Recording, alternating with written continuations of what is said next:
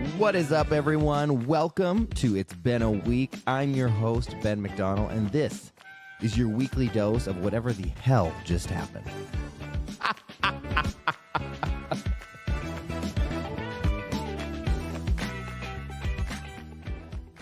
Hello, everyone. Welcome back to It's Been a Week. I hope you guys had a great week and a great weekend. We just had Easter, so if you celebrate that, hope you had a great time. Hope you went and collected all your little eggs and got all your candy. Have we ever thought about how weird the concept of Easter is? Because we're celebrating the fact that Jesus has resurrected, correct? And along the way, we're like, let's have a rabbit that is going to come and hide decorated eggs, which we will then find. Some are real, maybe hard-boiled that we've decorated, and some are filled with candy or money. I mean, I know we talked about drugs last week, but like someone must have been on some major fucking drugs to come up with that concept. Because what? Like that took some effort. That took some thought. Also, not to get religious, not to get all whatever.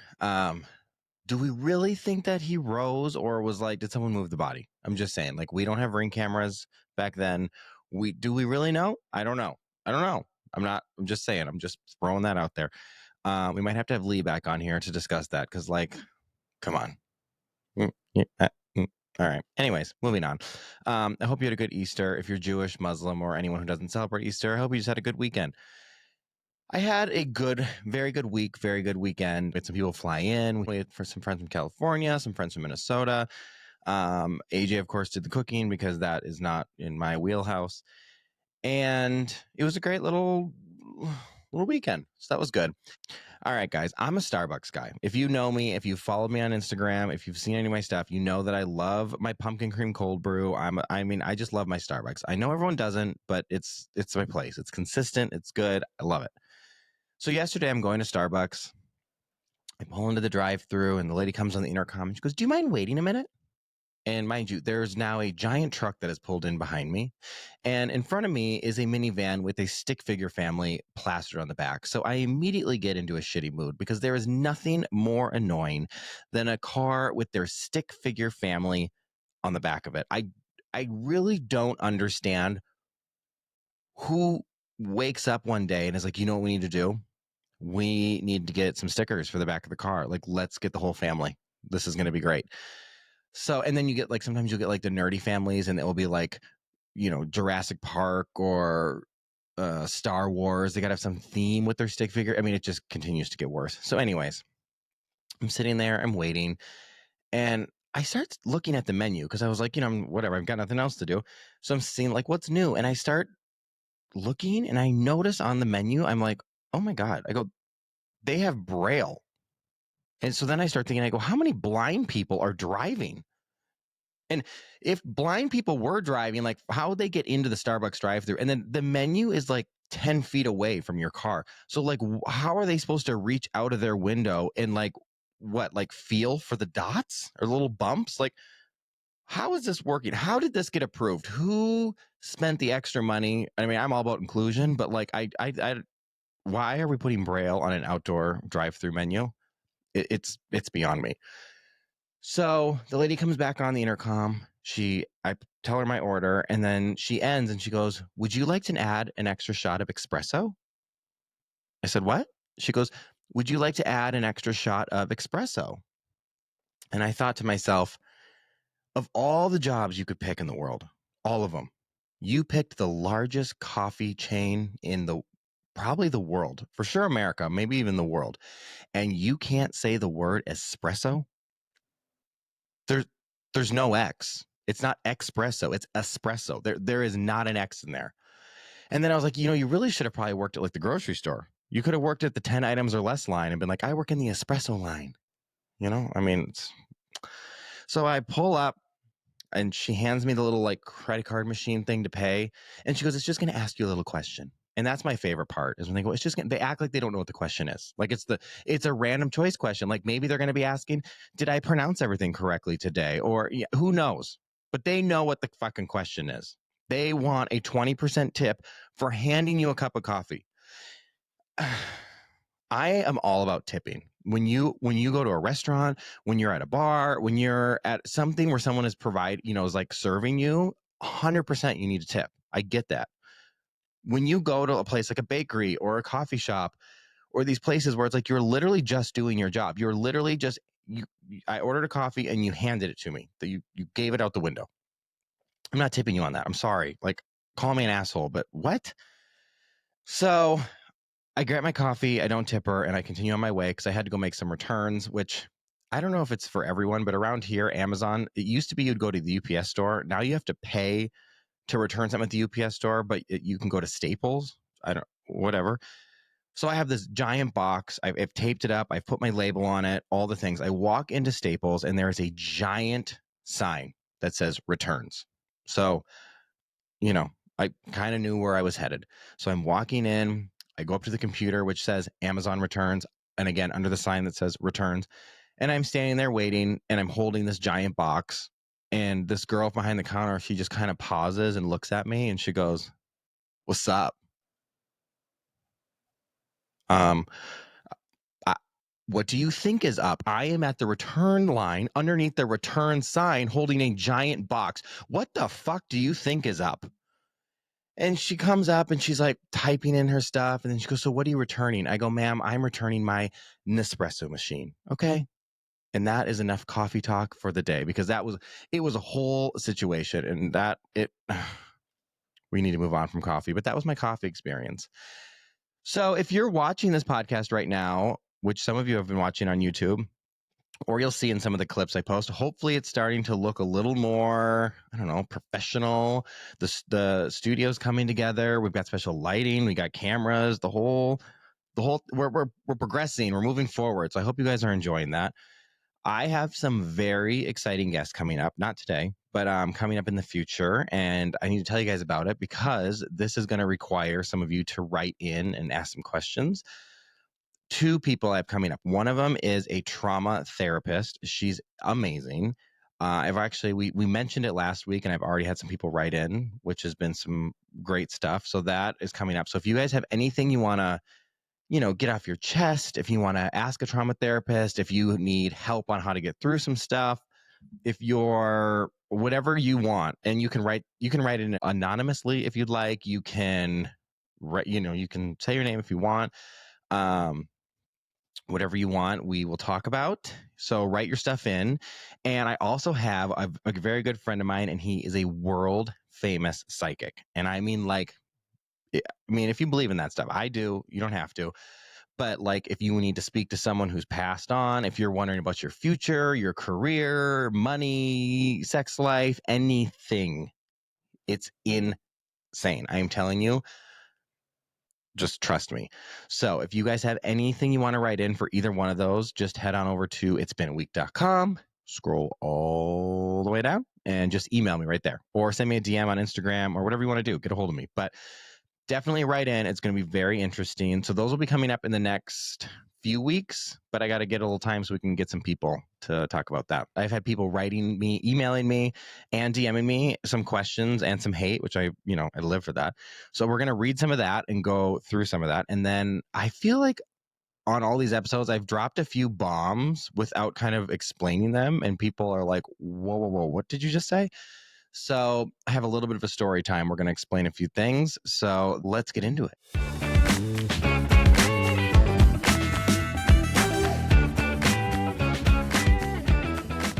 Okay, so I have had so many emails and DMs, and a lot of you guys are just like, keep it up. I'm loving it all. And so I keep those coming because I do love that.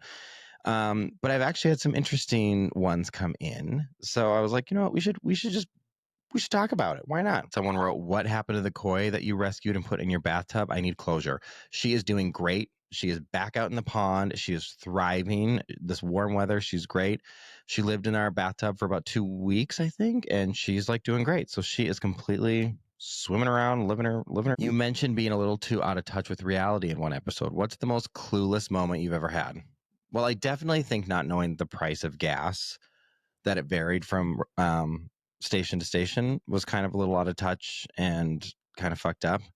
My most out of touch with reality. I don't know. I guess that will probably, you probably have to ask other people what they think I'm most out of touch reality. I'm sure there's plenty, but I've always just kind of lived my life like just go with it, roll with it, see what happens. And I don't know. It's been turning out pretty good, so it's fine. Petition to have AJ do a solo segment where he roasts you and your habits.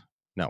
First of all, AJ can get his own podcast because he would probably sit on here and just bitch and rant about me for days. So no, I'm not going to sign myself up for that. You say you're a barrel racer and an actor and a photographer. What's it like to wake up every day and choose main character syndrome? Oh, I don't know. I wake up every day and I do a little bit of it all, to be honest. I went to a barrel race today. I have 2 photo shoots tomorrow, and I have an audition later, and I'm shooting a podcast right now. So I don't know. I guess I kind of am balancing it all. So I don't know what to tell you. Someone said, you say you're not spiritual, but then you talk about ghost energy and ayahuasca. Babe, pick a lane. Okay. I say I'm not, I don't think I've ever said I'm not spiritual. I think I said I'm not very religious, which I think there's a difference. I believe in, a higher power. If you're really curious about my beliefs on religion, you can go listen to the episode with Lee. But I'm open to everything. You know what I mean? Like I'm here to listen. I'm here. Everyone can have their own opinions on shit. I'm open to it. Ghosts, ayahuasca. Yeah, I think all that stuff is fun. Do you write out your episodes, or is it all off the cuff? Because it feels chaotic in the best way. So for each episode, like in the very beginning, I was like, I gotta, have a full structure and all this stuff. But the show is kind of, forming its own little thing. It usually starts with my rant. Then there's usually some type of an interview, and then we end with AJ. And I'll go into like an interview with someone, and I'll have a basic idea of something I want to talk about, or I'll have a basic, gist. But really, it just kind of, I let it just flow and let it just kind of see where it goes, because I find that to be way more interesting and way more real. I think when it's too rehearsed or too structured, it just doesn't feel as genuine. Like I just want to go with it. So I don't really always know what we're going to talk about, and then it just kind of spirals, and it usually turns into something kind of entertaining, I think. Would you ever do a live show? Because hearing the podcast in a room full of people would be next level funny. So we did do a live show with Caroline Ray, and it was great. It was interesting. I'm working with a venue in Texas here where we are going to do live shows. We have to work out a few of the kinks, because it's interesting when I'm on a mic and they're not, and then also they're, when people are just screaming things out at you, it kind of is like you have no control over that.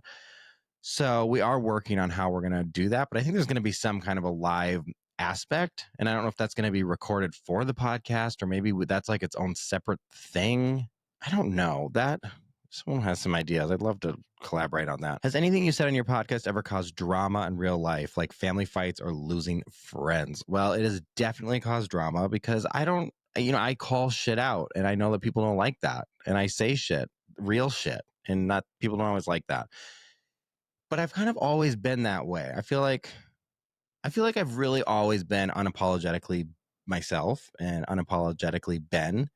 And when I was younger, I felt like I wanted to be friends with everyone. I want everyone to like me. And now I'm like, I'm just going to be who I am. And if you like me, great. And if you don't, like, go fuck yourself. It's fine. Move on. So yeah, I don't know. There's definitely been some drama. I don't know if I've lost any friends. Maybe we've lost some followers or some listeners. I don't know.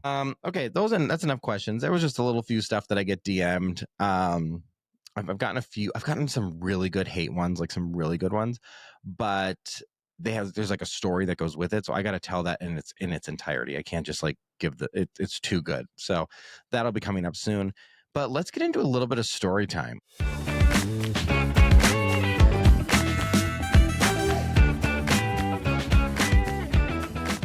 Okay, so I am joined here today by Mr. AJ. I'm back again. Now, AJ, this is not the after show. This is the interview segment. So I need you to share the mic. This is not you talking the whole time, so don't make me mute you. Okay. Okay? Yeah. This is a shared conversation. Well, can I start? I would imagine so, yes. Well, first of all, I'm like kind of tired this week. There's a lot going on in the world. And it's tiring to get online and see all these headlines and all these things that are going down. And just like the hate that's out there, like it's crazy. I just feel so out of sorts this week in a way that I haven't felt in a while. And like, I had to do my heart math to kind of get myself back at center and balance because there's a lot of dissonance in the world this week. You were a bitch when we were working out. I'm Well, telling you were you. you've been a bitch all day. I'm telling you, it's because of the energy of the world. I'm feeling it as an empath. Oh, please. Okay. No, for real though. I feel like there's a lot of shit going on right now and it's heavy. Mm. And you know, heart math's amazing. Like even at that moment when we were at the gym and you were like, what is wrong with you? And I was like, I'm doing my heart math right now. And then I was so much better after. It's amazing when you use that tool and you know how to use it, how it really can help to shift your energy because A bitch. let's be kinder. No, you were being a bitch. You've been a I bitch was all feisty. day. I told you to look it up. The difference between being a bitch and being feisty. I was feisty. You weren't feisty. Feisty's like you have fire and you're like funny and happy. Being a bitch is like you're fucking mean and being a cunt.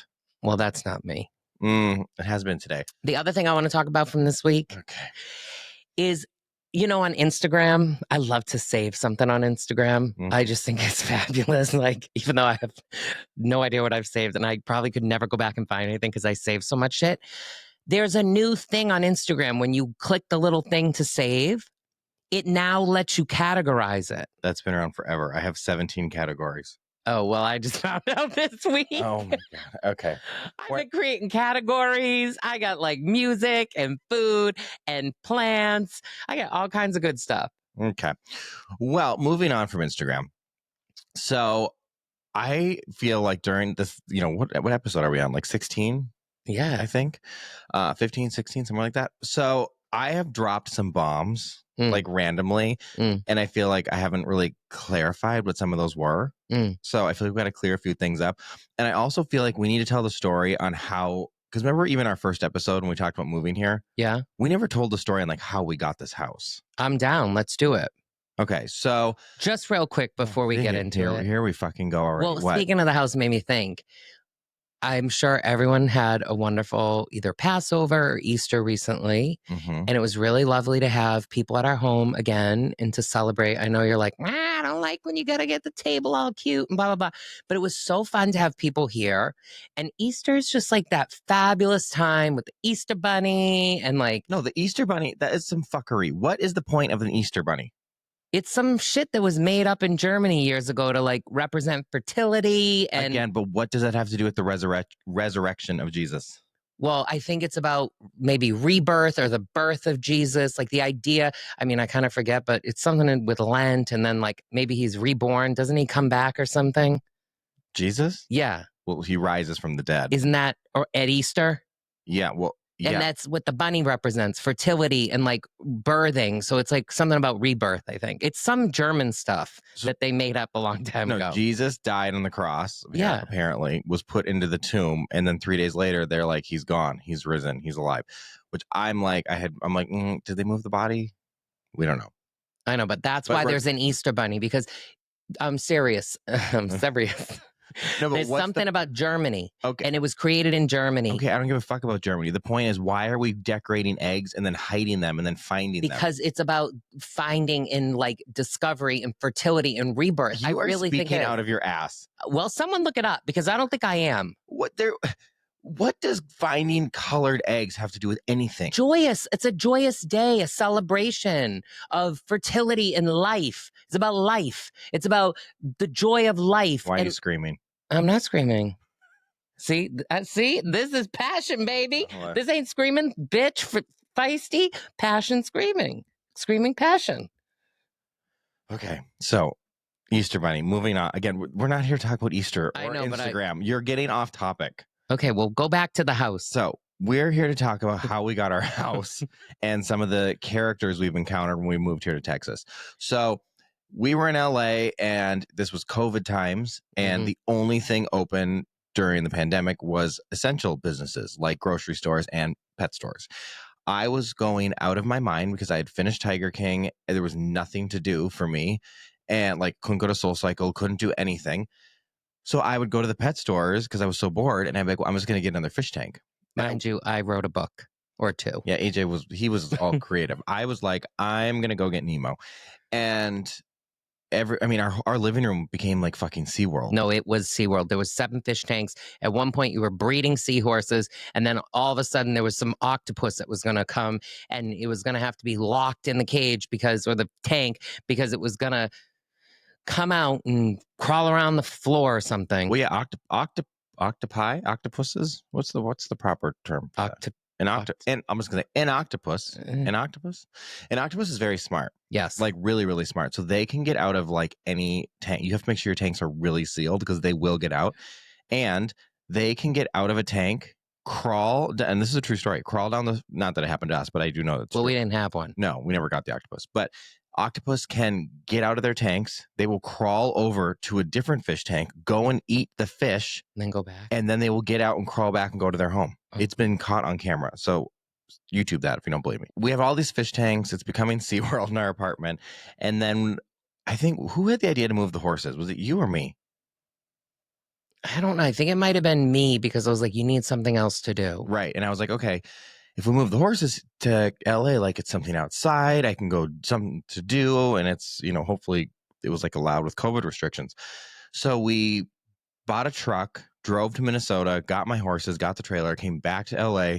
No. We went there and got your 2 horses, and you had the vet come out, who's amazing. And she was like, I don't really think you're going to be able to ride these because they really haven't been worked and they're kind of crippled. And so then on the way back through Oklahoma, you bought another horse. So we ended up with 3 horses in LA. So we have 3 horses in LA, which was really expensive. And if you're used to not boarding horses and then you have to start boarding and sharing your facility with people, it's a tough situation. So I was like, you know what? I think we should get our own place where we can keep the horses. And obviously, to buy a ranch in LA proper would be like $40 million. So we started looking like, an hour, 2 hours outside of LA. It was like an hour and 15 minutes. Yeah. We're like, okay. Where we found a place. Yes. We're like, we'll just be out of the city a little bit. We'll have this place and this will be great. So we've got a real estate agent. We're looking around. We find this property. I mean, this house was beautiful. Yeah, it was everything. Well, most everything we wanted. It was like tall ceilings. It didn't have the pool, and it didn't have the long driveway. Those were 2 significant things, which we'll get to. But right. Because I really wanted a pool and I really wanted a long driveway. But the pool we could add. We were planning. I had actually put bids in already. I was like contacting. They were going to get to the point, and they're going to understand why. Yeah. So we go to this house. We fall in love with it. We're like, we're buying it. We put an offer in. They accept our offer. We were like, I think 2 weeks away from closing. But real early on, don't forget, I said to the realtor, something ain't right. Yeah. And I did a little research, and I found a couple things, and I was like, some shit ain't going to be right. And she said, no, it's all going to be okay. But I called that real early on. This is true. AJ had like a gut feeling. I was like, it's fine. Just go with it. And so we're going with the situation, going with everything. We've signed the paperwork. We've told our landlord, like, for our apartment, like, we gave our notice, like all the things. We were packed up in boxes. We were moving. 2 weeks, I think, before we were supposed to close, we get a phone call from the title company. And they're like, yeah, so this man has a $17.2 million judgment on the home, and he cannot sell you this house. And we were like, excuse me? And then AJ in the background's kind of like, I fucking knew it. And apparently this guy was part of a Ponzi scheme with the Church of Scientology and Kirstie Alley. And Kirstie freaking Alley, of all people. Rest in peace, Kirstie Alley. I used to drive by her house in Los Feliz. She had lemurs out front.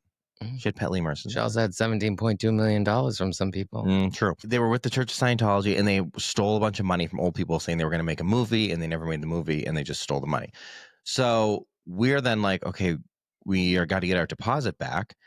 And the guy, but we had to like get out of the deal, which like he didn't want to do to begin with. And remember, I got connected with your friend Sean Holly and her firm, and they were helping us. And then my old boss Deb had me with some top real estate attorney on the East Coast. They were helping us, and I was like becoming an attorney, writing all this stuff up, and they were like helping me make sure it was correct. Well, because the guy didn't want to let us. He wanted us to cancel the deal because, well, first of all, he goes, why don't you guys just rent it from me first? I'll get this all cleared up and then you can buy it. AJ's like, you're a criminal. No. I literally was like, you're a criminal. We are not doing that. So he was trying to get us to back out of the deal so he could keep our deposit.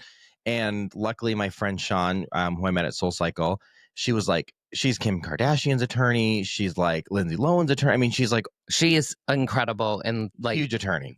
Not even infamous, famous. Like her career started with O.J. Simpson. The woman is like an amazing, what would you call litigator, or like what is I don't even know, but she's incredible. Yeah. So prosecutor, I don't know. like that. I called her and I was like, Sean, what do we do? How do we get out of this? And she helped us. Mm-hmm. And then your Deb's friend helped us. Everyone was helping us. It was amazing. So finally he backed out of the deal. We got our money back. We're like, okay, great. But again, we've already given our notice. We are in boxes. That took a while though. Remember, we are a long time, even after we were here. It took a long time. But we were like, we got to find a place. So AJ goes, maybe we're not meant to be in California. And that was like, I don't know, that was a hard pill for me to swallow, because I literally thought I would live full time in LA for the rest of my life, 100%, which is crazy to think that we're not there all the time. But so we're like, okay, well, if we're going to move somewhere for the horses, like we should move somewhere where there's barrel racing, which obviously Texas is like the capital of barrel racing. So I called one of my friends and I said, hey, do you know of any real estate agents? And he goes, oh my God, my best friend's a real estate agent. Here's her number. And I was like, okay, I'll call her later. And then I was like, no, I should just call her right now. This was like a Monday. On a Monday morning. So Monday morning, I call our real estate agent, Dylan, and I said, hey, we're looking, well, this is what we just went through with this crazy house. This is what we're looking for. This is our budget. She's like, oh my God, there's a house coming on the market today. She goes, it sounds exactly what you guys are looking for. There don't come up very often. She goes, it literally sounds like what you want. And I said, okay, great. She went Monday afternoon and FaceTimed us from the house and showed us. No, I think it was Tuesday. No, showed us that same day. FaceTimed us, showed us the whole house. Yes. And then we're like, we love it. We want it. Let's put an offer in. And so we put our offer in that night. AJ already had this letter written up that we had used for buying the other house. And it was the most cheesy letter ever. But it was real because it had a lot of real substance in it. But I have a way with words. No, it literally was like, we didn't know what boxes needed to be checked until we saw your house. I was like, I'm going to throw up. But so we told our real estate agent, like, can you see if they'll look at this like today? Because we needed to fucking move. And they didn't look at it that night. It was the next day. It was the next day. Well, because the seller's real estate agent was like, we're waiting till the weekend. We're not looking at any offers. And AJ was like, please beg them. Tell them everything we went through this other house. So they finally looked at the offer. We gave them full asking price. Plus, we let them live in the house 2 weeks extra for free. No cost. At no cost. Like, we literally were like, we basically were like, anything we'll cover. Like if there's any issues, to an extent, we were like, basically like, we're buying the house as is, like we want this thing. We made it very easy for them. And really, like genuinely, I do think, I know you joke, but I do think the letter, because there was a lot of compelling stuff in there, did help them to do this, because they wanted to wait to the weekend. They wanted to wait to the weekend to have people look at the house on an open house, and then they they should have. Yeah, because wait till we get to that. Yeah. So then we're like, what the fuck are we doing? But we had like a waiting period. I think it was like a 2 or 3 weeks. No, it's like a week in Texas. You pay a couple $100 or $1,000 and you can get it back if you back out. Or so we would have lost like $300 if we backed out. And so we're like, okay, well, let's fly out there for the home inspection. We can see it in person. And if we hate it, we'll just back out, lose the $300. And if we like it, like, great. I mean, we showed up to this town. Like, we really didn't even know it had a lake. We didn't know it had downtown. We didn't know it's the #1 most historical town in the United States. We lucked out. Like, Granbury, honestly, is like, first of all, it's blowing up. Like, blowing up. We lucked out. Like, we pretty much like closed our eyes and pointed out a map and we're like, let's move here. I mean, Taylor Sheridan lives down the street. Bella Hadid now lives down the street. Like the idea that we came from LA to here, which yes, this is not LA, but it's cool that we also don't just live in the boondocks because we are in the country. Right. They just extended our airport runway. So now all these private jets are coming here. This used to be like, at one point they said the most millionaires or something like that. Yeah, in Texas. Yeah, it's like a very affluent, well, it was a retirement town and then it's converted and now turned into getting something younger. Yeah. But so yeah, we have a nice airport. We've got all the things. So we come out here. We're like, holy shit, this is amazing. Like, obviously, we'll take it. The sellers very quickly became royal assholes. And I mean, like, so difficult, because there was a point when we came and saw the house, we saw that they had like a tractor and a lawnmower and all this furniture. So we told the real estate agent, we're like, hey, I don't know what these people are doing, if they're downsizing, where they're moving, but like we're totally willing to buy a bunch of their shit. Like if they want to get rid of stuff, like we'll do it. And our real estate agent's like, great, we'll reach out and ask. So they send us back a price list. And I'm like, what the fuck? So I start looking. They had lived here for 2 years. Yeah. They were charging us the exact same price that they paid for shit, like including tax. I was like, why would I buy your used shit when I can buy the exact same thing brand new for the same price? Like, this makes no sense. Well, I do think there was that weird, like, oh, it's COVID and it's like hard to buy things, remember? Yeah. But I But was like, I don't want it. They had these ugly blue pots by the pool. And I was like, and red, like a lot of red furniture. blue pot. I mean, it was awful. So I'm like, I don't want the pots. When we moved in, they literally took all the pots and they just dumped all the dirt and plants right onto the cement. And You were so mad. oh, I was like, you dumb bitch. And then I was mad because they took some equipment, but they ended up sending it back because I do think was a mistake. But like, you can't take all the equipment that powers like the security and the sound system and all this stuff. I don't think. No, our whole house has a security system. We have cameras everywhere. They left the cameras, but they took all of the guts, everything that runs the whole system. I was like, that's not how this works. You guys bring that shit back. Yeah. And they did send it back. Yeah, they did. I think in the long run, like they're really good people. I do think. What? I do tell everyone why this occurred.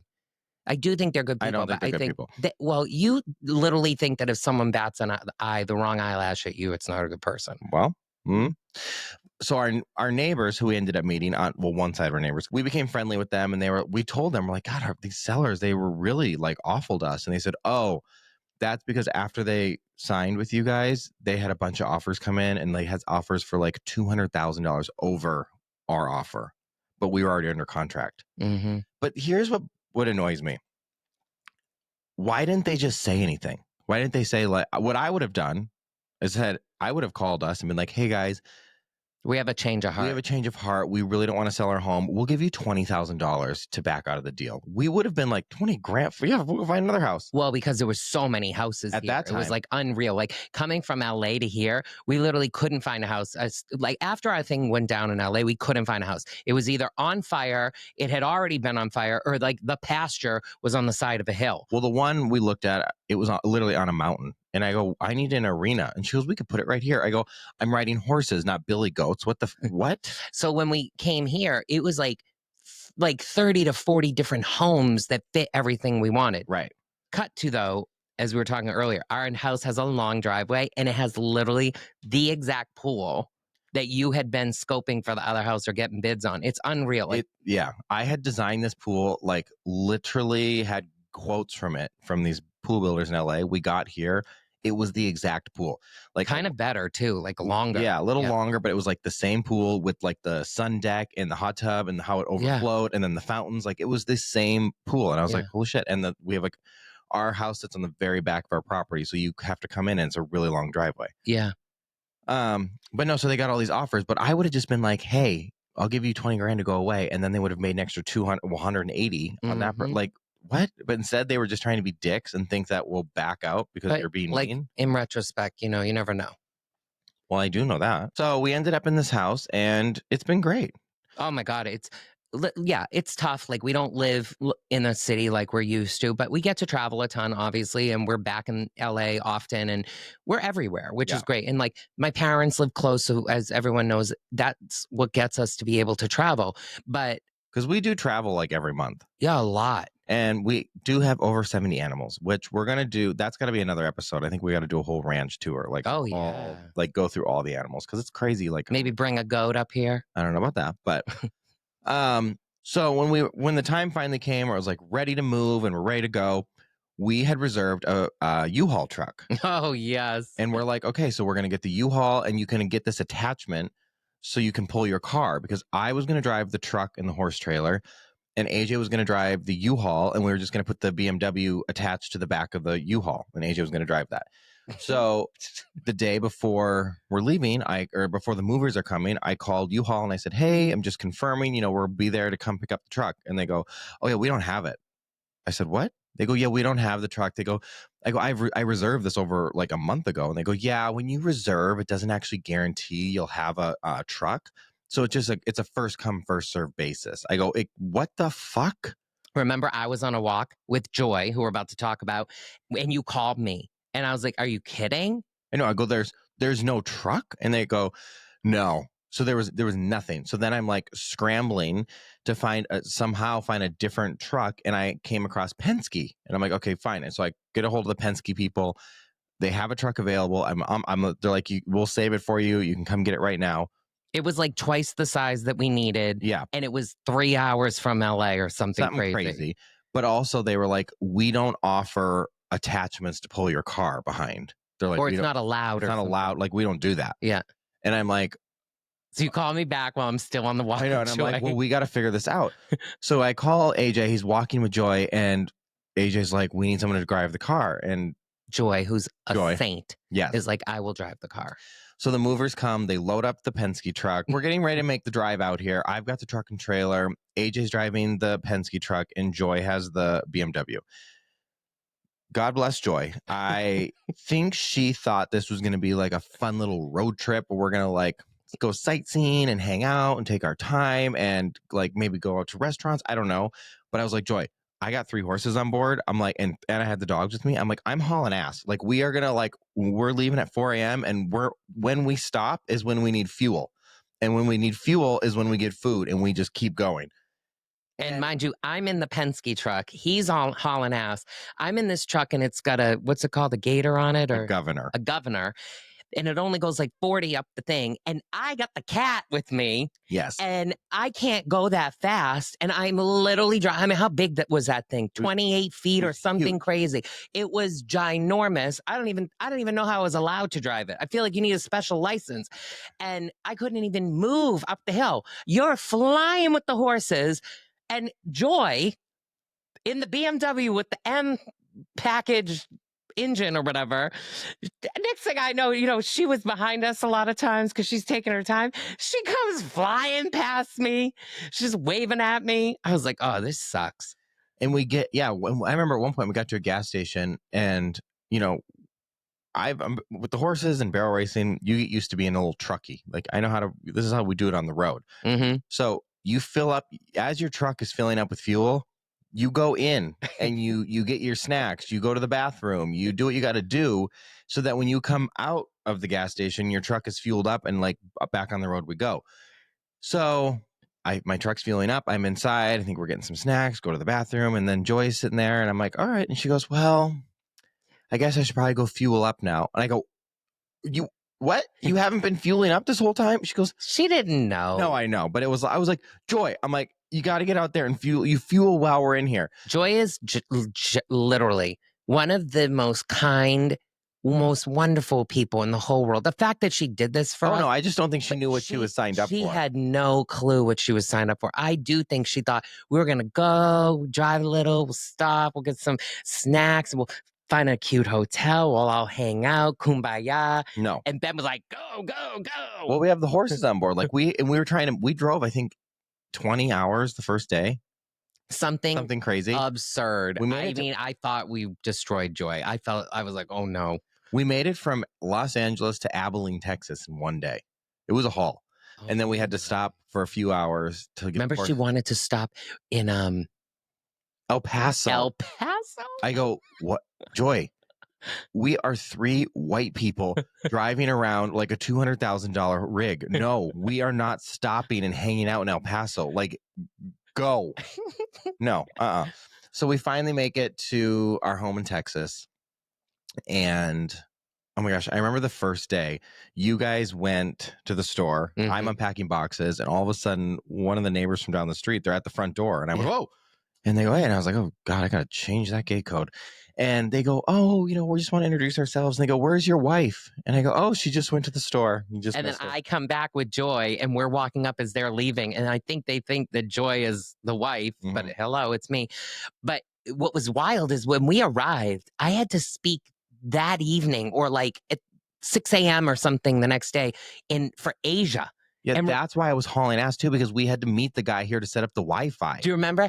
Yes. I was like, we were driving here, and the guy was like, "I'm 20 minutes from your house Yeah. to set up the Wi-Fi because you had to do the conference." For LinkedIn. And I got this house unpacked in like what 48 hours.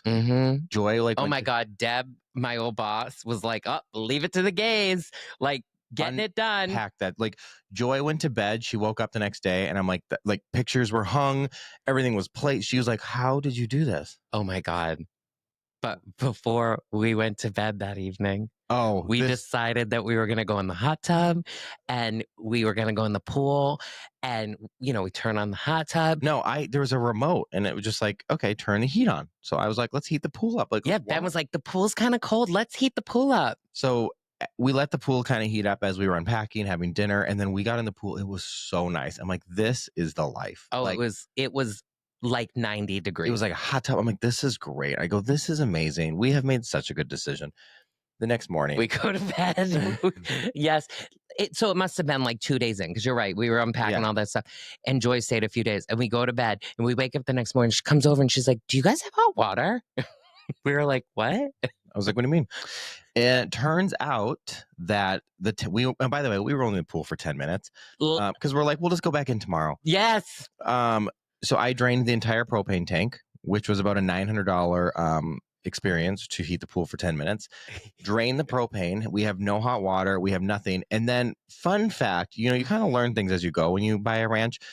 When you drain your propane, not only is it expensive, they can't just come fill her up. Like, because there could be a leak or a hole or whatever. So they come and they'll only give you like 15%. They got to test. And they have to test it to make sure. And then they have to come back and then they fill her back up. So this was a whole ordeal. So we learned quick, don't heat the pool. And what's really wild is we can fill that propane tank up now like once a year, maybe. That's how little the propane is used in this house. Yeah. So the idea that in one night we made it all go away. Whoops. And then the people that I think are assholes and you seem to think are good people, that sold us this house, they decided when they were in their little bitch fit that they were going to stop mowing the lawn. So they quit mowing the lawn, all the pastures. Mind you, when we moved in, we didn't have a tractor yet or a lawnmower or any way to like do anything. The thing about Texas is when you have tall grass, you have snakes. If you have short grass, no snakes. It's kind of everyone knows this. Less, if nothing. Okay, yeah. So we have this tall grass. It was like day 3. It was in the first week. We're leaving. No, we're going to the barn, and all of a sudden I see a rattlesnake crossing right in our driveway. We freak out. We call one of the neighbors that we had just met. He comes over and shoots the snake for us. He kills it. And I decide, oh my God, this is so funny. This is so ranchy. So I post it on my Instagram. Bad choice. I remember being like, don't do that, Ben. I'm like, it's fine. Put that out there. I am not exaggerating. I had hundreds of DMs within like an hour. And the thing blew up. I know who blew it up. Well, don't be naming names. Maybe I'll bleep it out, but it was Mel. Yeah. How you know? Because she was still following me then, and she was following her and the girl that came at me were following each other. She's this big lesbian singer. Oh, Lord, the dirt. So I had all these DMs. I had people saying I was getting death threats. They knew where I lived, that they were going to put a shovel to the back of my head. One girl told me my mom should have swallowed. People are ridiculous. I had Instagram. Don't get me wrong. I love animals, and anyone that knows me knows that I love animals. And I don't even, I don't even like to kill bugs in the house. I take them and put them outside. But something's got to go. Like with this rattlesnake, we're here. We have animals. We have things that we have got to be concerned about. And frankly, like it's scary. It was going into my horse's pen. Like it was going scary. Right for it. And no, I literally PETA, the official verified PETA Instagram account, was DMing me. And they told me that I shouldn't have killed the snake and that next time I should grab it from behind the head and relocate it. If you want to come over here and grab the rattlesnake from behind the head and relocate it, be my guest. And I would just like to also share, like we still at times, like our vet laughs at us sometimes, like about the way that we'll take care of the barn cats and the things that we do. That like we're still city people. Yeah. But for people that have lived here, for them, when they hear this story, they're like, are you kidding me? Because there's little like rattlesnake roundups where they like Sherry talked about that. Yeah, like I mean, come on. Yeah. But drama. I feel like we've really shared a lot today already. Because that is a goodie. We have lots of good stories at this place, and That I'm thinking there's some more coming up soon because I have a feeling you're throwing a birthday party, and we all know when we have a party, you tend to have a moment where you maybe get on a table and jump up and down and it cracks in half and everyone screams. I did dress up as Jesus for Halloween one year, and I was dancing to Cher's Christmas album during Halloween, and I broke the table. Yeah, that should be a clip. I think people need to see. Yeah, that was a good clip. And we'll talk about the neighbor story because that includes a lawsuit. Well, you know, Drama. not everything needs to be shared. But it can be because it's fun. Oh, God. But honestly, it's great living here. It's really such a special place. I love when people come to visit and they feel the energy of our house and our yard and like what they say and like how everyone's like, wow, it's so refreshing and it's so like the energy is so good. And like we know it different than most people because we're dealing with stuff. Like, I mean, there's something always going on here that we're dealing with, but it's lovely that that's what people feel when they come to visit, you know? Which, by the way, this is not an invitation for anyone to come. So sit right on down. I think that's all we got for this week. That is all we got. But I will say, we should also at some point talk about our holiday cards and how fun it is to be on our holiday list because we do some good holiday cards. Our Christmas card every year is insane. So if you're not on our list, around Christmas time, we always put a thing out where it's like, get on our list because I don't want to hear bitching and moaning if you don't get the card. So for all the listeners out there, I will put it out there when we get closer to Christmas. Don't miss that opportunity. Holidays. The holidays. Yeah. The holidays. And on that note, I'll see you next Tuesday. Thank you for listening to that episode of It's Been a Week, but don't touch that dial because it's not over yet. Get ready for the after show. Been there, done that with AJ. Well, we're going to get AJ's take on whatever the fuck I just said.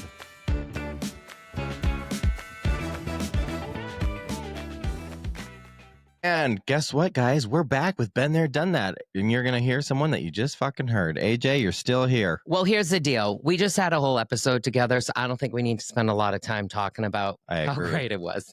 But I do got something to say about your intro. Let's hear it. Because now that I've had a chance to experience it, at what point did you think it was okay to be like, oh, yeah, there's no special guests this week? What am I? No, this is a formal complaint. Like if there's an HR for this podcast, you're looking at it, but you're not a special guest. You're on every week. That's not special. You're normal. But that was regular. No, I have a segment. Reoccurring. See, like it's like you as an actor. Like I have what is it called? Like a reoccurring role, like I'm a guest star or something. So you're not a special. So what is it when I'm brought on like I was today for the big chunk? A bonus? Yeah, it's like, when you're watching the opening and it's like, and special guest or something, no? No. Well, that's all I got for It's Been There, Done That. Next time, please give me a better introduction. All right. Everyone, I'll see you next Tuesday.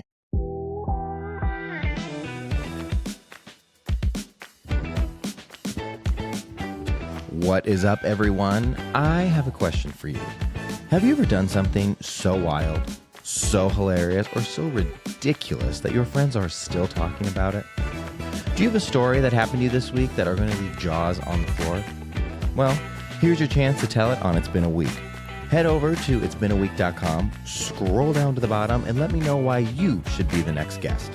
Bring me the drama, the chaos, and the laughs. I want it all. No story is too crazy, no perspective too bold, and nothing is off limits. So, let's pour a martini, spill the tea, and make a conversation to remember. Submit now, and I cannot wait to talk to you soon.